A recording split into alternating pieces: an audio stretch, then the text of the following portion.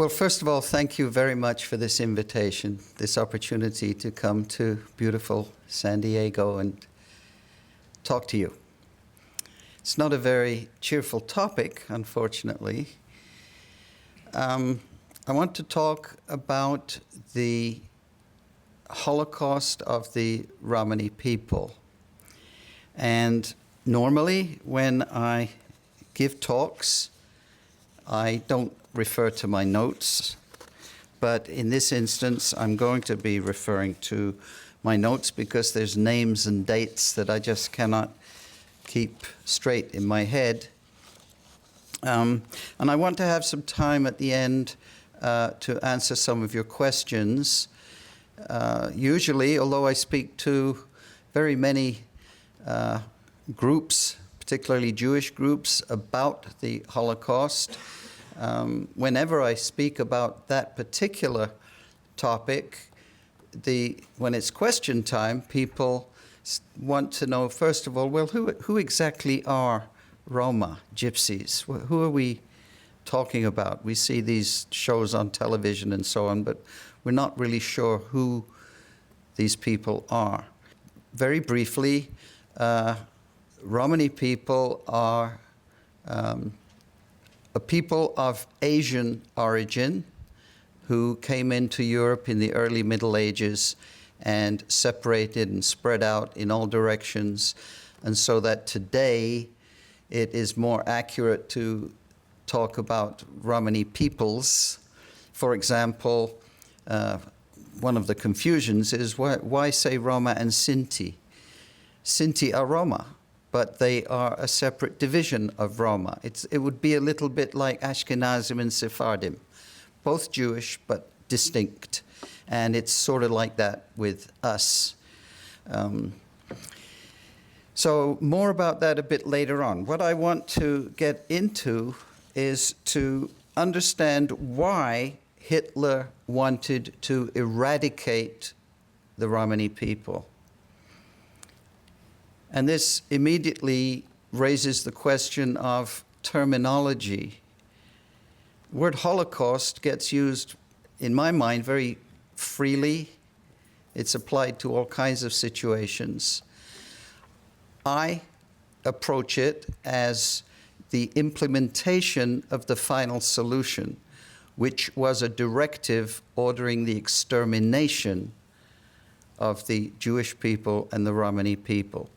There were lots of populations, groups victimized by the Nazis, but no directive to exterminate and no directive to single out just two peoples for what they were born. And that's a distinction that I make. And I see the implementation of this genocidal action in modern terms as a kind of ethnic cleansing, because Hitler wanted to create a Herrenvolk, a master race. And in order to accomplish that, he sought to eradicate what he saw as genetic contaminants in the Aryan gene pool. And if we look at it from that perspective, we can then see why another group that was selected for eradication, the mentally and physically handicapped, not a people as such, but nevertheless people regarded as being genetically defective and therefore in need of eradication. You could argue perhaps that targeting homosexuals may have fallen under this category of genetically imperfect people, because if you look at the Nazi documentation,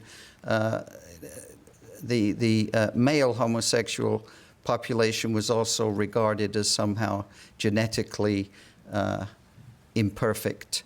That didn't extend to the homosexual female population, and it wasn't a program of annihilation, but still, if we look at it in terms of cleaning up the gene pool, then we can see a bigger picture. The Romani people, my people, have never tried to take anybody else's land, have never started a war, have never been a political or an economic or a military threat to anybody. And perhaps this is the difference between the rationale for targeting the Jews as opposed to targeting the Roma. In the case of the Roma, it was purely a racial motive. Jews, it was racial too. They created a peculiar pseudoscience, as most of you know, measuring earlobes and nostrils and what have you. There's some pictures on the table there of that kind of genetic science. Jews were a threat in a great many other ways, political and so on. But for my people, it was none of that. It was purely a racial issue for the Nazis.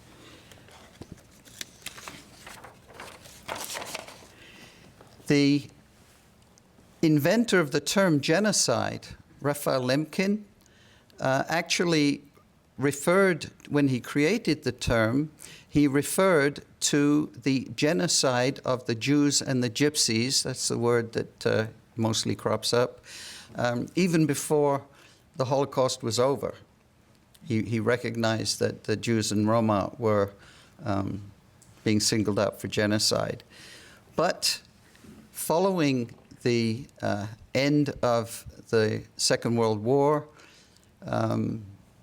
there were no Roma who were able, in a position, either factually in a position or educationally in a position, to speak out for what had happened. No scholars. It was just a terrible situation following the war for the survivors, the Romani survivors.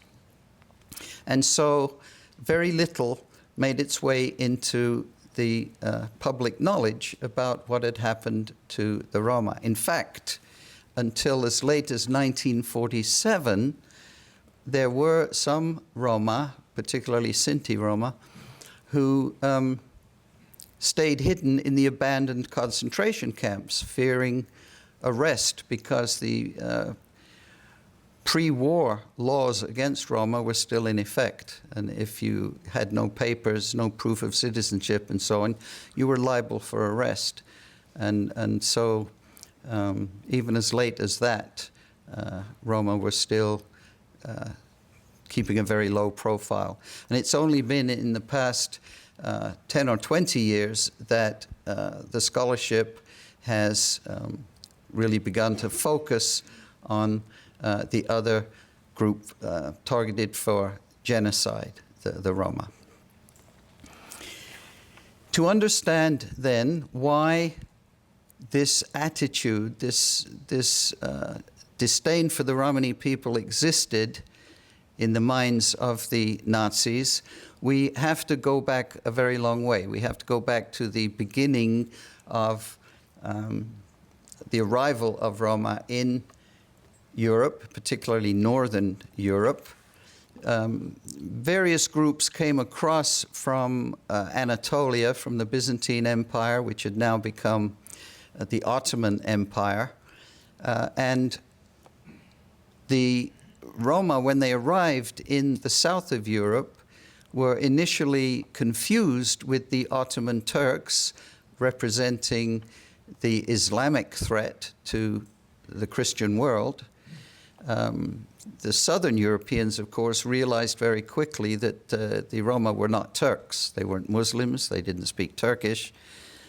But when that population moved further north into German-speaking Europe, nobody had seen a Turk.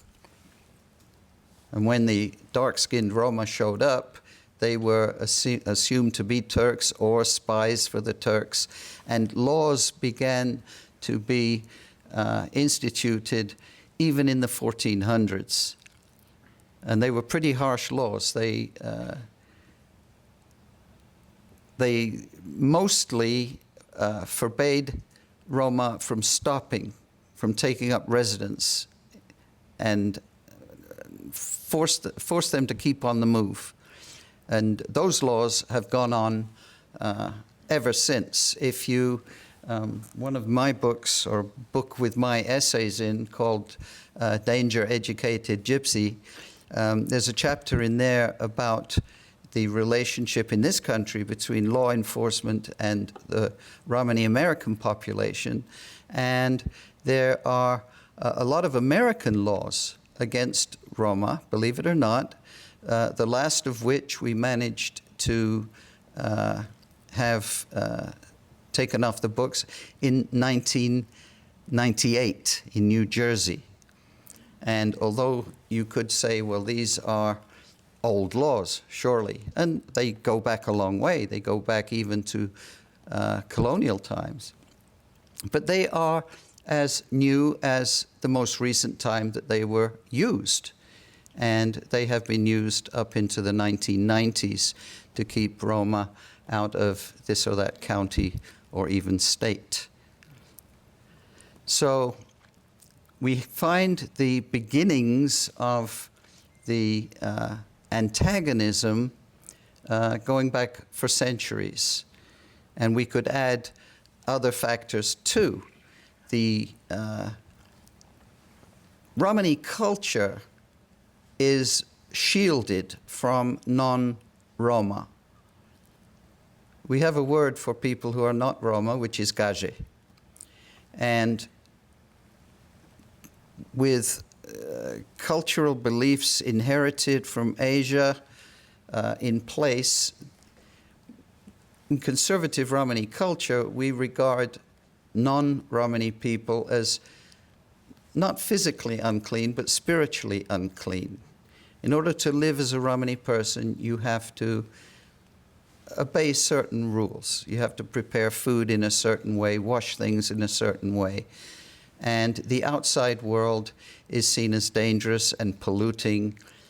And of course, if you keep people at a distance because of this, you're not making friends. You're inviting suspicion. This is another ingredient in the anti-Gypsyism that is developing. We also have the association in the medieval Christian dogma between lightness and purity and darkness and sin. And we rely on medieval church records a lot. This is one of the places that actually kept written records for our evidence of the presence of Roma in different parts of Europe. And so often the descriptions relate the dark skin, the dark hair with sin and dirt. So another factor. The fact of not having a country, the fact of being an eternal outsider, a stranger always, wherever you are. We saw this in the 90s in the Balkan Wars when the ex-Yugoslavia was breaking up. We have Serbia, Bosnia, Croatia, and so on, and each one kicking out non-ethnics. If you're a Bosnian in Croatia, go to Bosnia, get out of here. If you're a Croatian in Serbia, go to Croatia, get out of here. But if you were a Rom, where do you go? There is no place to go. So all of these things together over centuries have culminated in an overall suspicion and fear of Roma. There is, of course, the other aspect, the romantic one, the Esmeralda and Carmen, but that's fiction. The reality is much more horrible. I just got back from Slovakia last week. I went there for the State Department to monitor the racism there, and it is horrible, and it's getting worse. It has to be addressed. In the case of the German-speaking parts of Europe, then, we can go back to, and this is where I start looking at dates and names, we can go back to 1416. The very first anti-Romani law was issued when they were accused of being foreign spies. They were also accused of bringing the plague into Europe. In 1500, Maximilian I ordered all Zigeuner, that's the word in German for Roma, to be out of Germany. They had to leave before Easter. There were expulsion and extermination orders in 1566, and in 1659, the mass murder of Romanis took place in Neudorf. In 1710, Frederick I of Prussia condemned all male Roma to forced labor and had the women whipped and branded and their children permanently removed. And in 1721, Emperor Karl VI ordered the extermination of all Romanis, 220 years before the same directive was issued by Hitler. In 1725, Friedrich Wilhelm I condemned all those 18 years and older to be hanged. By the end of the 18th century, anti-Romani racism had received establishment sanction from the church and the academy after Heinrich Grellmann published his treatise demonstrating their Asian origin. And he wrote that in studying Romanis, he felt, and I'm quoting, a clear repugnancy like a biologist dissecting some nauseating, crawling thing in the interests of science. This was echoed in the words of the Lutheran minister, Martinus Zippel, who said, "Gypsies in a well-ordered state in the present day are like vermin on an animal's body." Acknowledgement of the physical and social differences of the Romanis was being increasingly incorporated into German scholarly and ecclesiastical attitudes. Zippel's statement is significant in two ways. First of all, he is contrasting the Romani way of living with a well-ordered state, i.e. a country with boundaries and a government and so on. Very important in a country where ethnic nationalism is so important. This is something that my American students still have a hard time understanding, how important this is for European countries, where you may be a national, but if you're not an ethnic as well, you're still somehow an outsider. An example would be the 2 million or more Romanian citizens of Hungarian descent. Families have been there for generations, but they're not regarded as real Romanians, regardless of their citizenship, because they have a different ethnicity. And so Zippel is referring to this idea of not having your own state. And then his the other part of his comment was the reference to vermin. If we come ahead in time and look at Nazi propaganda to desensitize the general population to what was coming, the first thing you do is strip the humanity from the targeted population. They're not people anymore. They're vermin. They're diseases, something that ought to be gotten rid of. So we get this language back then. In his influential treatise, Gobineau argued that human beings could be ranked into higher and lower races, with the white Aryans, and particularly the Nordic people within them, placed at the very top. And I quote, "Aryans were the cream of mankind, and the Germans the cream of the cream, a race of princes." That's where that phrase, cream of the cream, comes from. This had particular impact upon the development of German philosophical and political thinking. In 1863, Richard Liebig wrote about the, quote, criminal practices of the Romanis and described them as lives unworthy of life.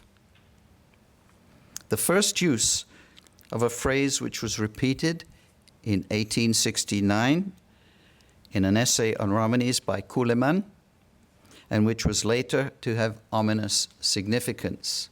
Lives unworthy of life, lebensunwertes Leben. The opinions of these scholars were having repercussions at the highest administrative levels, for just 1 year later, on November the 18th, 1870, Imperial Chancellor Otto von Bismarck circulated a brief demanding, quote, the complete prohibition of foreign gypsies crossing the German border, and which stated further that when arrested, they were to be transported by the closest route to their country of origin. When Alsace and Lorraine were annexed by the German Empire in 1871, each was made responsible for the control of Romanis at the borders into other areas of the new Reich. Charles Darwin, also writing in 1871, used racist language in referring to, quote, the uniform appearance in various parts of the world of gypsies and Jews, which contrasts sharply with all the virtues represented by the territorially settled and culturally advanced Nordic Aryan races. Once again, that reference to having a country. That's the bottom line here. And of course, Jews and Roma, also non-territorial and also non-European in origin. That's a reason why the two populations are so often treated together.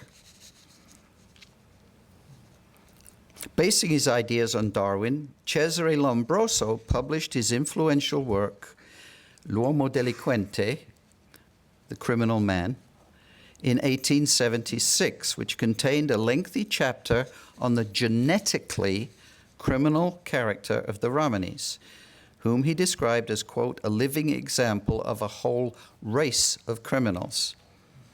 This was later translated into German and had a profound effect upon German legal attitudes.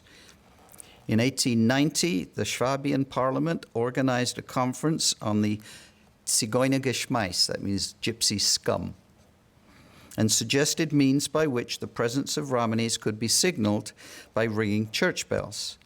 The military was also empowered to apprehend and move Romanis on. Under the directorship of Alfred Dillman, the Bavarian police established the Central Office for Fighting the Gypsy Nuisance in Munich in March 1899. Relevant documents began to be collected, particularly those pertaining to legislation and criminality, and compiled into Dillmans' Zigeunerbuch, in which Romanis were described as, quote, a pest against which society must unflaggingly defend itself. And special instructions were issued to the police by the Prussian government to, quote, combat the gypsy nuisance. The crimes listed in Dillmans' book consisted overwhelmingly of trespassing and stealing food. 1 year later, a policy statement from the House of Commons in Vienna, capital of the Austro-German alliance, was sent to the ministers of the Interior, Defense, and Justice, quote, concerning measures to reduce and eliminate the gypsy population. I'll say a bit more about the crimes in the Zigeunerbuch. This is a book in 3 parts. The first part is this lengthy essay warning the German people to protect itself from race mixing. The largest part of the book is a register. Each different German land, the police department in each land had to compile a register over the following 5 years, submit them to Dillman, and they were all compiled into a long register of individuals, their names, their family connections, their relatives, and their criminal record, if they had one. And then the third part of the book is mugshots, photographs. If you analyze the crimes, they were, as I said, mostly trespass and the theft of food. But if you put that in the context of the times where Roma were not being allowed to stop anywhere and were not being served by shopkeepers, then the trespass and stealing food, mostly from farms, makes sense. But it's still criminal activity.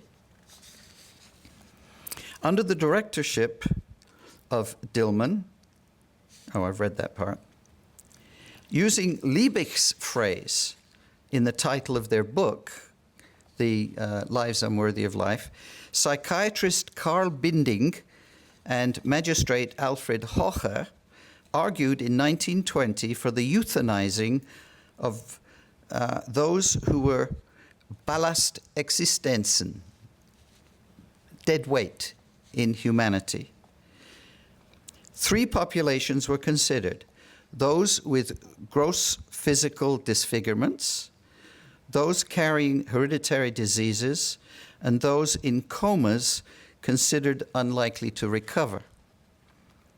Romanis belonged to the second category, their genetically transmitted disease being criminality.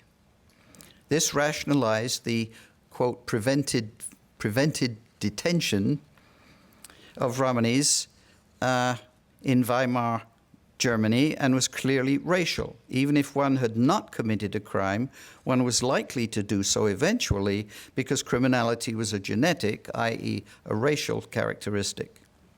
By 1922, all Romanis in Baden were to be photographed and fingerprinted.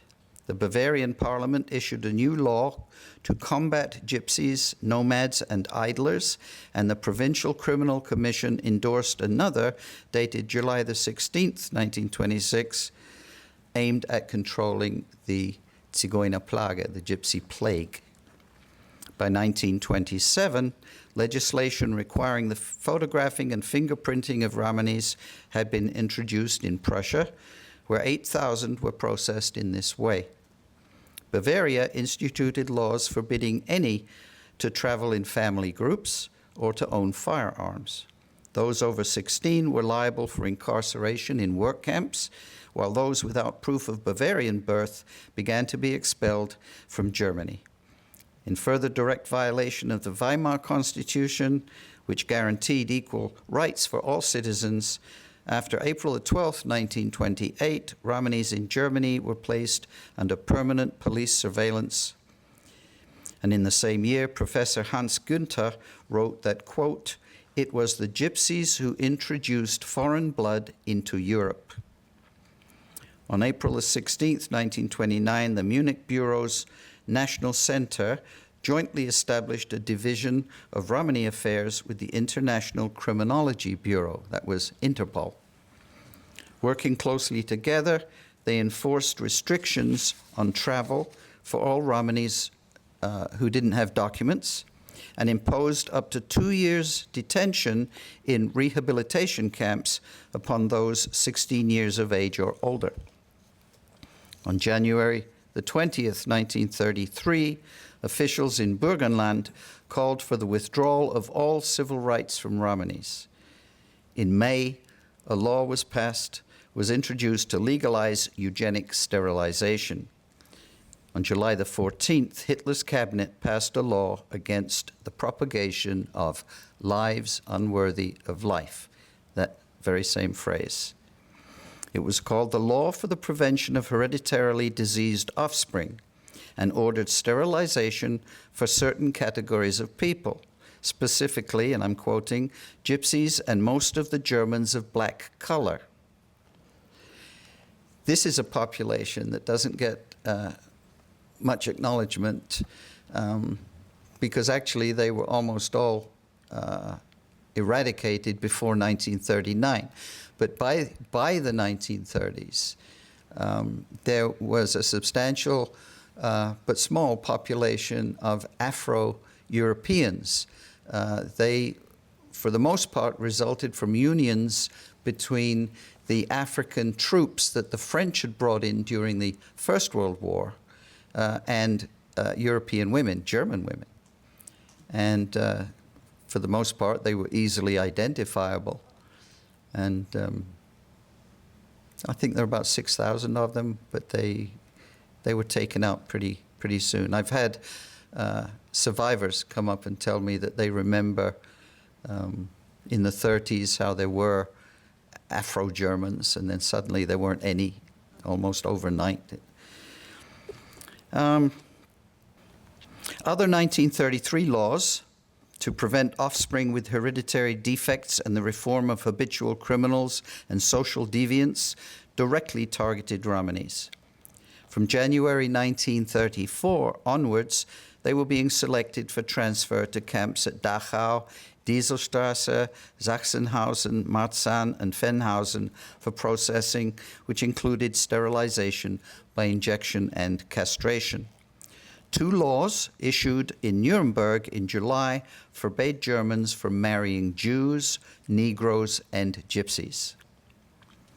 Starting on September the 15th, 1935, Romanis became subject to the restrictions of the Nuremberg Law for the Protection of Blood and Honor, which forbade intermarriage or sexual relationships between Aryan and non-Aryan peoples. It's called the Law for Marriage Health. A telling policy statement issued by the Nazi Party read, quote, "In Europe generally, only Jews and Gypsies come under consideration as members of an alien people." The earliest Nazi document referring to the introduction of the total solution of the Gypsy problem on either a national or an international level, end of quote, was drafted under the direction of State Secretary Hans Pfundner of the Reichsministry of the Interior in March 1936. In June and July, several hundred were transported to Dachau by order of the Minister of the Interior as dependents of the Munich Bureau of Gypsy Affairs. And in this year, Dr. Hans Globke, head of service at the Ministry of the Interior for the Third Reich, who served on the panel on racial laws, declared that in Europe, quote, "only Jews and Gypsies are of foreign blood." And race hygienist Dr. Robert Körber wrote in an essay entitled Volk und Staat that, quote, "the Jews and the Gypsies are today remote from us because of their Asiatic ancestry, just as ours is Nordic." This sentiment was reiterated by Dr. Brandis, who wrote that besides the Jews, only the Gypsies are to be considered as an alien people in Europe. German Romophobia became transnational when Interpol established the International Center for Combating the Gypsy Menace, formerly the Bureau of Gypsy Affairs. The main Nazi institution to deal with Romanis, the Racial Hygiene and Population Biology and Research Unit of the Ministry of Health, was established under the directorship of Dr. Robert Ritter. At Berlin-Dahlem, the express purpose of which was to determine whether the Romani people were Aryans or subhumans, Untermenschen. In Berlin, Romanis were cleared off the streets away from public view because of the upcoming Olympic Games and placed in a toxic waste dump. Pamphlets were distributed to those attending the Games promoting anti-Gypsyism among the general public. In his address to the German Association for Racial Research, Dr. Adolf Wirth of the Racial Hygiene Research Unit said, quote, "The Gypsy question is a racial question for us today. In the same way as the National Socialist State has solved the Jewish question, it will also have to settle the Gypsy question once and for all. The race biological research on Gypsies is an unconditional prerequisite for the final solution of the Gypsy question." End of quote. This was further supported by Dr. Kurt Ammon, who stated that the Nazi policy, quote, "views the Gypsy problem as being foremost a racial one." Himmler thereafter put groups of Romanis at the disposal of a team of doctors for experiments on sterilization techniques. Ironically, the more Romani ancestry an individual had, the less threatening he was seen to be. Himmler's suggestion that a number of, quotes, pure Romanis be exempt and subject to, quote, the law for the protection of historic monuments for future anthropologists to study was mocked and never implemented. An order released on December the 14th stated that persons could be incarcerated on the grounds of their being inherently as well as habitually criminal, i.e. whether they were actually engaged in criminal activity or not, depending upon genetic makeup and potential threat to Aryan security. By the end of this year, large-scale roundups of Romanis had begun. At Buchenwald, a special camp for Romanis was set up, and Romanis were incarcerated in camps in Nazi-controlled territories throughout Europe. 400 were sent to Taucha, others to Mauthausen, Güssen, Dautmergen, Natzweiler, Stutthof, Flossenberg, Salzwedel, Ravensbrück, Düsseldorf, Lackenbach, Westerbork, Malin, and elsewhere.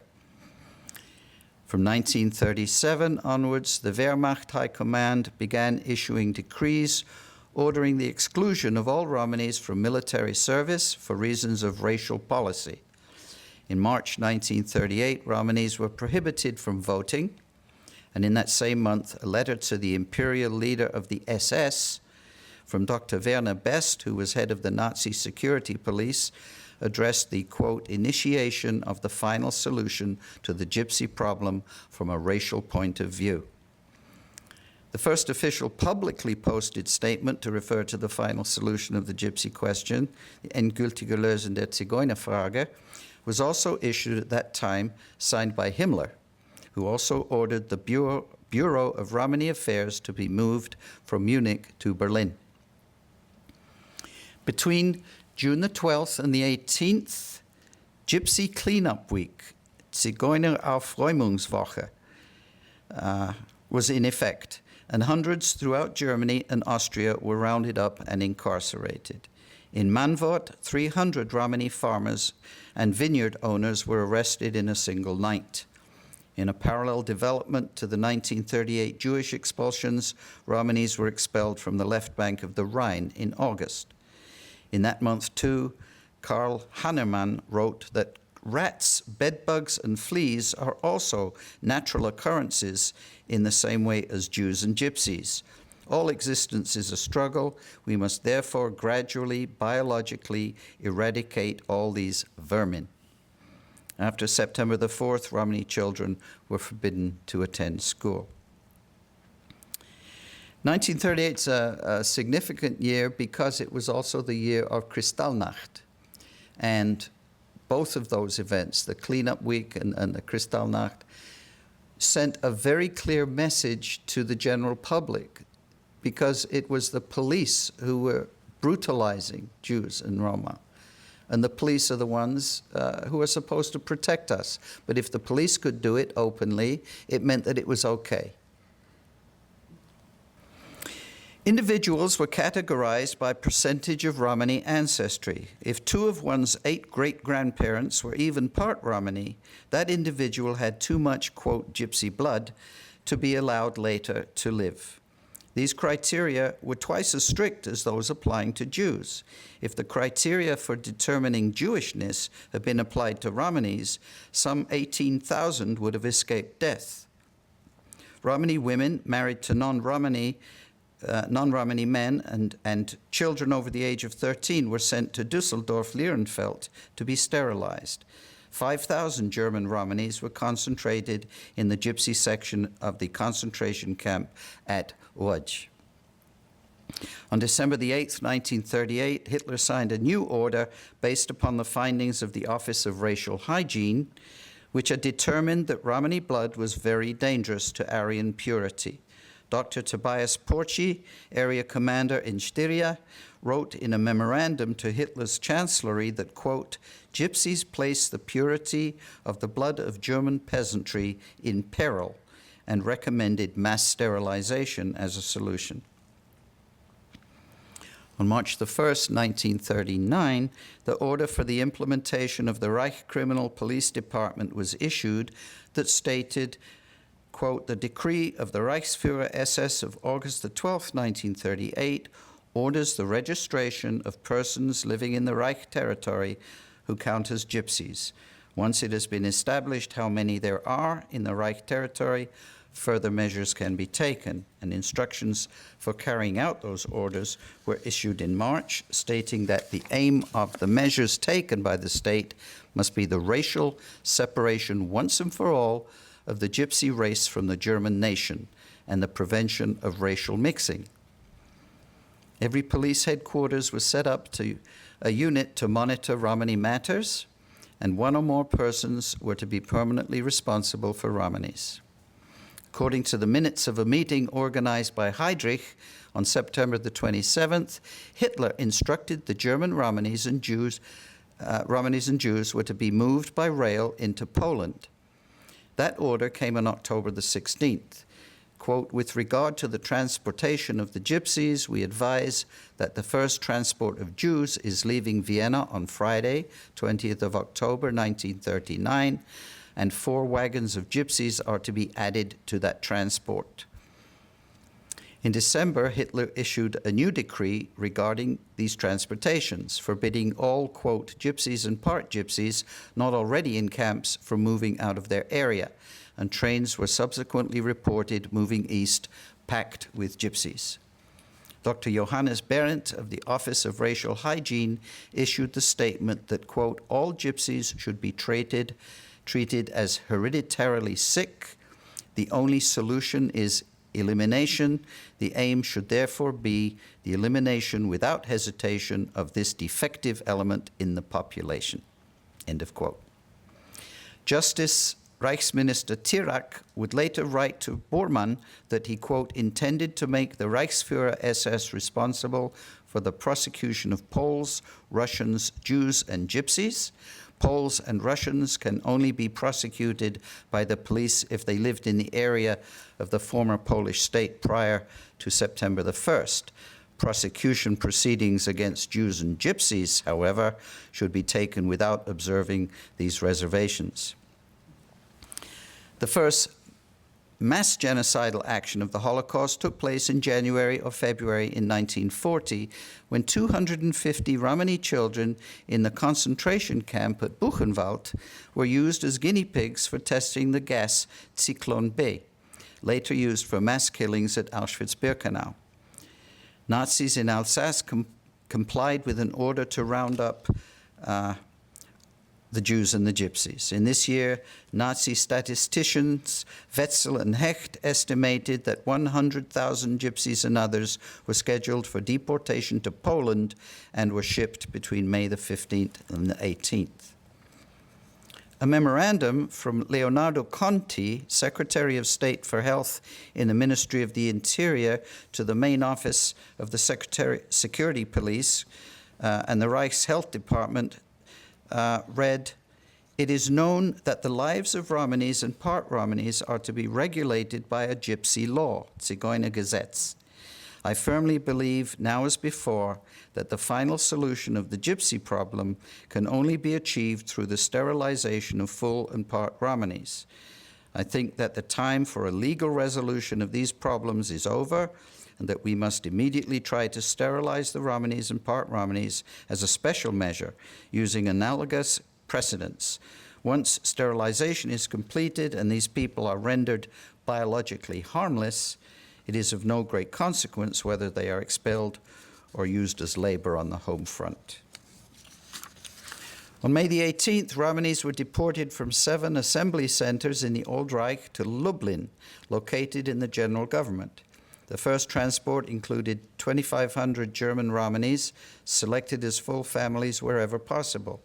The transport included 1,000 from Hamburg and Bremen, 1,000 from Cologne, Düsseldorf and Hanover, and 500 from Stuttgart. In a speech delivered on February 29th to top-level Nazi Party officials, Himmler said, quote, "The Gypsies are a question in themselves. I want to be rid of them this year if it is at all possible. There are only 30,000 of them in the entire Reich, but they do great racial damage. On April 27th, a joint order from the Nazi headquarters and the chief of police stated that, quote, the first transport of gypsies to the general government will leave in the middle of May. The following day, Reinhard Heydrich, chief of the Reich Security Main Office, sent out more precise instructions to chiefs of police and district governors in Germany in the so-called Umsiedlungserlass for the resettlement, arrest, and deportation of Romanis above the age of 17. An ordinance dated February 11th, 1941, forbade gypsies and part gypsies from serving in the German army on the grounds of racial policy. On July the 31st, Heydrich, who had been entrusted with the details of the final solution, included Romanis together with Jews. Quote, the Einsatzkommandos received the order to kill all Jews, gypsies, and mental patients. End of quote. I'm skipping some of this. If you want fuller detail, you can certainly have copies of this paper, but it's just dates and incidents one after the other. I should read the more significant ones. In early 1942, Romanis were selected for experimentation at Dachau and Buchenwald by Dr. Adolf Pokorny to see how long they could survive on seawater, claiming that they must not only be conquered but exterminated also. Nazi death squads entered Greece in June, murdering hundreds of Romanis. In Serbia, military governor Harald Turner announced prematurely that, quote, Serbia is the only country in which the Jewish question and the Gypsy question have been resolved, warning, quote, that one must not forget that the Jews and the Gypsies generally constitute a threat to security and, as such, pose a threat to peace and public order. It is the Jewish nature which is responsible for this war. And as for the Gypsy, by his nature, he can never be a useful member of international society. In Greece, 50 Romanis were murdered for each German casualty. In Croatia, between 80,000 and 100,000 Romanis are estimated to have perished at the hands of the Ustasha, mostly at the Jasenovac camp. On May the 14th, 1942, the Ministry of Foreign Affairs in Italy issued bulletin number SER 27869, which read, quote, official recognition of Gypsy residents in Germany in the same way as Jews. For your information, we have the pleasure of communicating to you that the Reich's ambassador of Berlin has officially recognized Gypsy residents in the Reich as the same as Jews, and therefore current anti-Semitic laws will be effective in their case as well. Gypsies are considered gypsies not only with 100% Gypsy blood, but also those that have only some Gypsy blood. On July the 31st, the Ministry of the Eastern Occupied Territories reaffirmed to the SS and police leaders in Riga the order that, quote, the treatment of both Jews and Romanis was to be placed on equal footing. Romanis were being exterminated at Majdanek, Belsit, Sanok, Sobibor, Chelno, and Treblinka. In Bucharest, a policy statement that for Romania, the Gypsy question is as important as the Jewish was published. In the minutes of September the 14th meeting, Justice Minister Otto Tirak proposed that, quote, Jews and Gypsies should be unconditionally exterminated. A memo signed by Himmler requested data on Romani populations in Britain in anticipation of the eventual takeover of that country. In January 1943, the president of the National Criminal Police Association issued the following statement. Quote, political preventative custody can be ordered to stop any further children of mixed blood issuing from the willful continuation of sexual union between Gypsies and Gypsies of mixed race and those of German blood. End of quote. In February, the remaining Romanis were transported to Birkenau. The largest transport ever of Polish Romanis was brought to the same camp in March and exterminated within the first month. Dutch Romanis began being transported to Auschwitz as well. A party bulletin entitled Maintenance of the Race and the Genotype in German Law stated that, quote, Gypsies are of foreign blood, pursuant to German racial legislation. Their political, biological, cultural, and vocational separation from the German race has now been effected by means of the elimination of those of foreign blood in the same way as was done for the Jews. In his memoirs, SS officer Perry Broad, who worked in the political division at Auschwitz, wrote that, quote, it is the will of the all-powerful Reichsführer Hitler to have the Gypsies disappear from the face of the earth. He reiterated this elsewhere, saying the Central Office knew it was Hitler's aim to wipe out all the Gypsies without exception. Eva Justin's book, Dealing with Romani Children, appeared in 1944. In it, she expressed the hope that it would serve as a basis for future race hygiene laws regulating such unworthy primitive elements. In May, when she had finished studying the children, they were all sent to Auschwitz and were killed there. I should say something about Eva Justin. One of the pictures on the table is of her.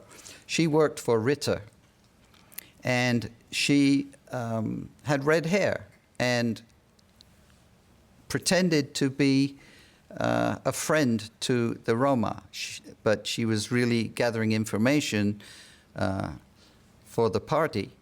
She would tell the Roma that they and their families were likely to be arrested, so would they please tell her where all the relatives lived so she could go and warn them. And then she would turn that information over.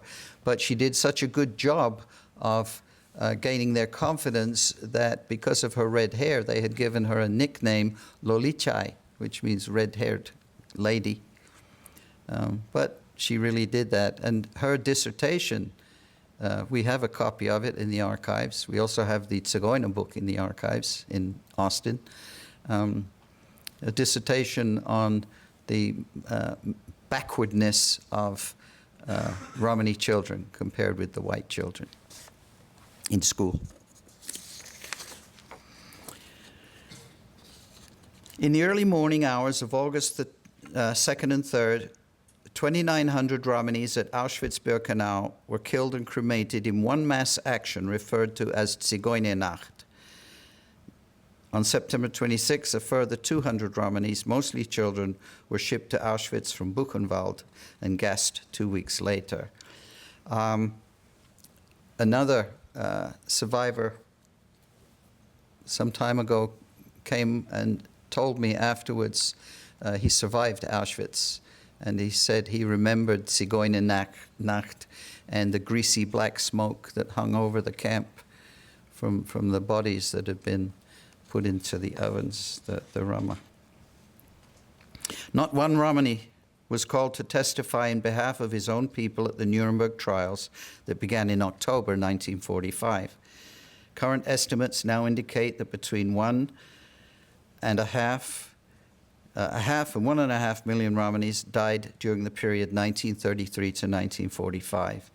If this estimate is correct, between 50 and 75% of the entire Romani population in Nazi-controlled Europe had perished at the hands of the Nazis, victims of racially motivated genocidal policy. At the Nuremberg military tribunals in September 1947, former SS General Otto Ollendorf told presiding judge Michael Musmano that in the killing campaigns, quote, there was no difference between Gypsies and Jews.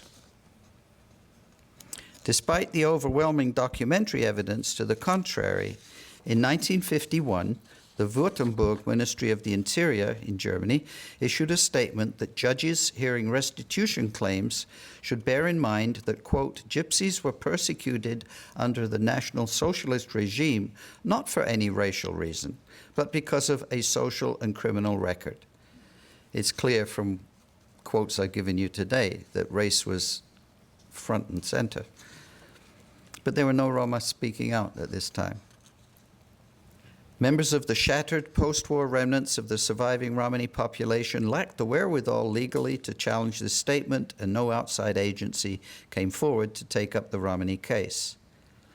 A report was issued by the German Ministry of Finance in 1986, which concluded that, quote, all those victimized by Nazism have been adequately compensated. The circle of those deserving compensation need not be extended any further.